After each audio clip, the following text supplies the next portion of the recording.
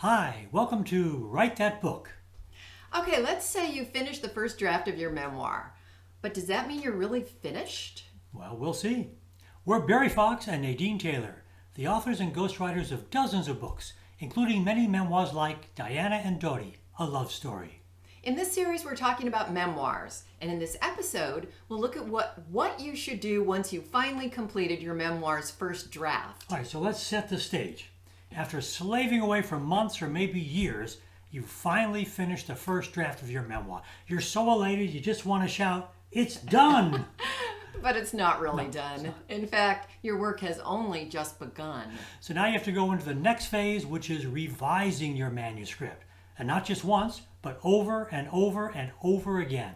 Don't be surprised if you totally revise your memoir 2, 3, even 6 times. It often takes that much rewriting to find out what your story is really about. Yes, I mean, this may seem odd, but because you think you know exactly what your story is about before you begin writing. But in most cases, you only have a general idea about the story when you begin and as you work your way through that first draft.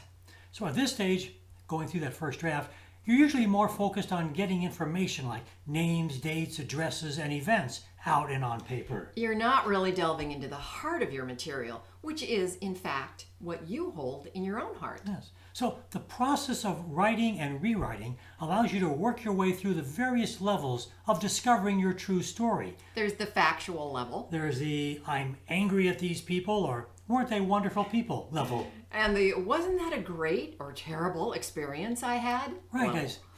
See, you need to work your way through all these levels and other levels until you get to the heart of the matter. Which is the revelation of your thoughts and feelings as you went through a particular part of your life. And how it changed you. How it changed you. Yes. That's when you arrived at the truth of your story. So what should you do when you finish the first draft of your memoir? You should put it into a drawer and leave it there, and don't look at it for a month, maybe 2 months. Letting time pass helps break your attachment to every single word that you've written. And once enough time has passed, you'll be able to see things much more objectively. So stick it in the drawer, and then after a month or so, take the manuscript out and reread it.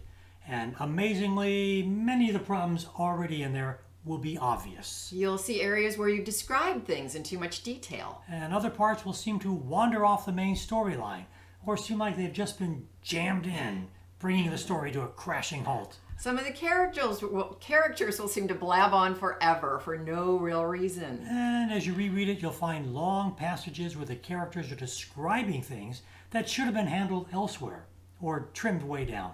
You'll find other passages where you are telling the readers what happened or what your characters are like rather than showing them. So these and other problems will be obvious to you as you reread your manuscript. So don't fool yourself into thinking you've written the perfect memoir with the first draft. The greatest writers in the world will tell you that the true art of writing lies in the rewriting, and that's what you need to do now.